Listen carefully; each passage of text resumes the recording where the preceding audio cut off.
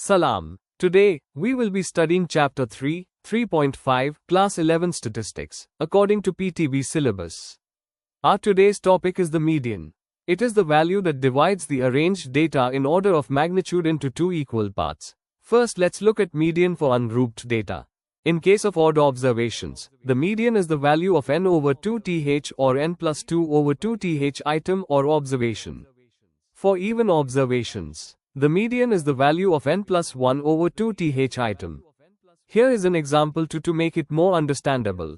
Suppose we take in account the pocket money of 5 friends. 50, 70, 100, 120, and 200 rupees. Step 1, and the most important step, is arranging the data in ascending and descending order, which we already did. Next, since the number of observations n is 5, i.e. an odd number, the median is the middle value. So we cross out the values on each side and thus get the mid value 100. So the median pocket money of the friend group is 100 rupees. Moving on to finding median for grouped data. The formula is median is equal to L plus H over F brackets N over 2 plus C. Let's move on to the next topic. Just kidding, let me explain this first. Here L is the lower class boundary of class containing the median. H is the width of the class containing the median. F is of course the frequency of the class containing the median. N over 2 is used to locate the median class where the N over 2th observation falls.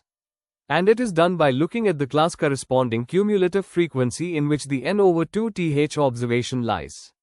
C is the cumulative frequency preceding the median class. Here is a sample table. Total frequency is 4 plus 8 plus 15 plus 14 plus 9 equals to 50. Here the N over 2th observation is the 25th observation, which lies in this class. Now let's apply the median formula. The lower class boundary is 200. For H the width of the class is 300 minus 200 equal to 100. So 100 over 15, which is the frequency of the class.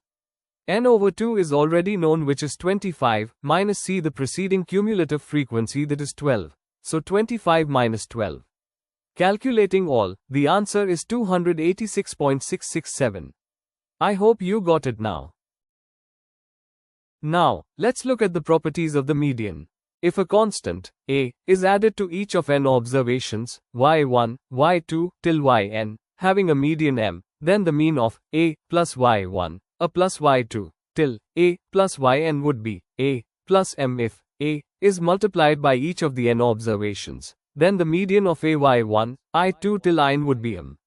Next, the sum of absolute deviations of observations from their median is minimum, i.e. sigma absolute y minus median is minimum. Here, note that the deviation is always positive because of the absolute. Lastly, for symmetrical derivation, median is equidistant from the first and third quartiles, i.e. Q3 minus median is equal to median minus Q1. You might ask, what is Q1 and Q3? You will learn about that in the next lecture.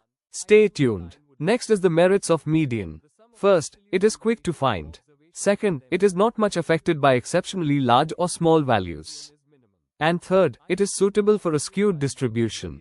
And demerits are almost opposite of mean. Number 1. It is not rigidly defined.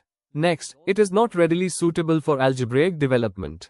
Number 3. It is less stable in repeated sampling experiments. And lastly, it is not based on all observations. That's all. Don't forget to subscribe.